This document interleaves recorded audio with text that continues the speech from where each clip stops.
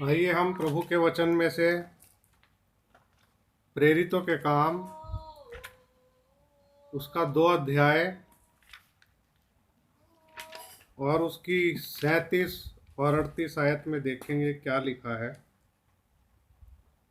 प्रेरितों के काम उसका 2 अध्याय 37 और 38 आयत। तब सुनने वालों के हृदय छिद गए और वे पतरस और शेष प्रेरितों से पूछने लगे, हे भाइयों, हम क्या करें? पतरस ने उनसे कहा, मन फिराओ और तुम में से हर एक अपने अपने पापों की क्षमा के लिए यीशु मसीह के नाम से बपतिस्मा ले, तो तुम पवित्र आत्मा का दान पाओगे, क्योंकि यह प्रतिज्ञा तुम और तुम्हारी संतानों और उन सब दूर दूर के लोगों के लिए भी है जिनको प्रभु हमारा परमेश्वर अपने पास बुलाएगा।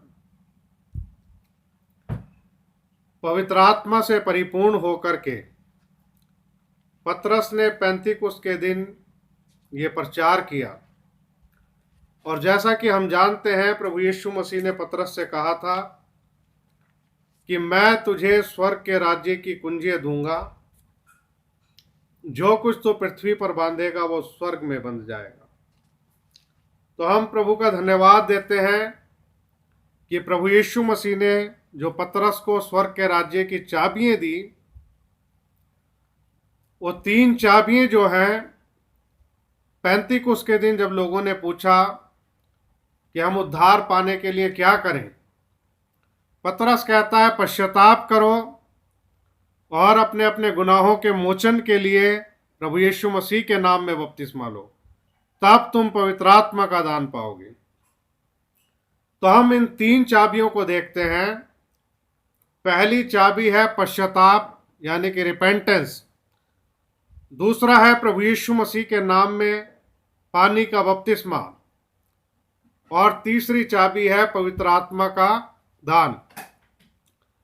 तो जब एक इंसान पश्चाताप करता है, प्रभु यीशु मसीह के नाम में बपतिस्मा लेता है और पवित्र आत्मा का दान प्राप्त करता है, तो वो स्वर्ग के राज्य में प्रवेश करता है। तो इसके लिए हम प्रभु का धन्यवाद देते हैं। ये वचन के अनुसार है। बाइबल बताती है कि हर एक बात 2 या 3 गवाहों के मुंह से ठहराई जाए, तब वो पक्की मानी जाएगी।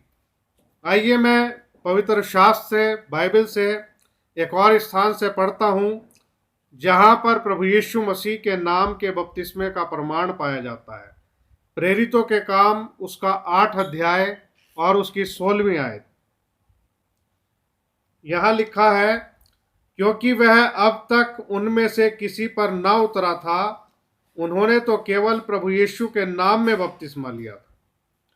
तो हम यहाँ पर देखते हैं कि प्रेरितों के काम उसका 8 अध्याय की 16वीं आयत में भी जो बपतिस्मा दिया गया, वो प्रभु यीशु मसीह के नाम में दिया गया। और प्रभु यीशु मसीह के नाम के बपतिस्मे का प्रमाण प्रेरितों के काम 8 अध्याय की 16वीं आयत में पाया जाता है। ये दूसरी जगह है जो मैंने प्रमाण दिखाया है। तीसरा स्थान हम 10 अध्याय, प्रेरितों के काम उसका 10 अध्याय और उसकी 48 आयत।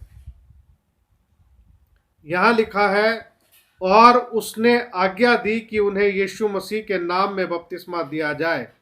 तब उन्होंने उससे विनती की कि वह कुछ दिन और उनके साथ रहे। तो हम यहाँ पर भी देखते हैं कि प्रभु यीशु मसीह के नाम में बपतिस्मा देने की आज्ञा दी गई।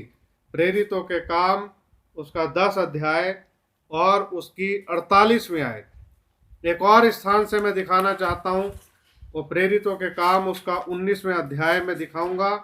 और यहाँ पर जिन लोगों ने यूहन्ना बपतिस्मा देने वाले से पहले बपतिस्मा ले लिया था, मन फिराव का, रिपेंटेंस का, लेकिन उन्होंने अपने पापों के मोचन के लिए प्रभु यीशु मसीह के नाम में दोबारा बपतिस्मा लिया, 19 अध्याय उसकी 1 से 5 आयत। जब अपोलुस कुरिन्थियुस में था, तो पौलुस ऊपर के सारे प्रदेश से होकर इफिसुस में आया। वहां कुछ चेलों को देखकर उनसे कहा, क्या तुमने विश्वास करते समय पवित्र आत्मा पाया?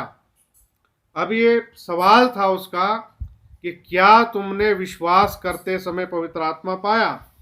उन्होंने उससे कहा, हमने तो पवित्र आत्मा की चर्चा भी नहीं सुनी।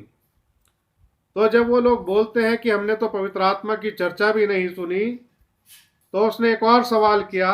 उसने उनसे कहा, तो फिर तुमने किसका बपतिस्मा लिया? अब वो सवाल पूछता है कि तुमने किसका बपतिस्मा लिया? उन्होंने कहा, यूहन्ना का बपतिस्मा। अब वो अपने बपतिस्मा के बारे में बता रहे हैं कि उन्होंने किसका बपतिस्मा लिया। वो कहते हैं यूहन्ना का बपतिस्मा लिया। पौलुस ने कहा, यूहन्ना ने ये कहकर मन फिराव का बपतिस्मा दिया कि जो मेरे बाद आने वाला है उस पर अर्थात यीशु पर विश्वास करना। यह सुनकर उन्होंने प्रभु यीशु के नाम में बपतिस्मा लिया। जब पौलुस ने उन पर हाथ रखे तो पवित्र आत्मा उन पर उतरा और वे भिन्न भिन्न भाषा बोलने लगे और भविष्यवाणी करने लगे। ये सब लगभग 12 पुरुष थे। अब इन लोगों का भी बपतिस्मा प्रभु यीशु मसीह के नाम में हुआ और पवित्र आत्मा जब इनको मिला तो इस बात से यह प्रमाणित हो गया कि एकमात्र बपतिस्मा जो चेलों ने दिया है वो प्रभु यीशु मसीह के नाम में दिया और यही मूल और वास्तविक बपतिस्मा है।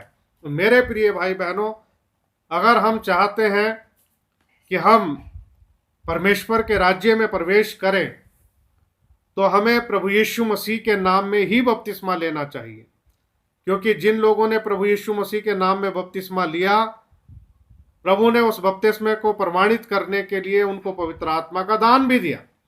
अगर प्रभु यीशु मसीह के नाम का बपतिस्मा झूठा या गलत होता तो वो पवित्र आत्मा क्यों प्राप्त करते? उन्होंने पवित्र आत्मा प्राप्त किया। इससे ये साबित होता है कि एकमात्र बपतिस्मा प्रभु यीशु मसीह के नाम का वो ही वचन के अनुसार है।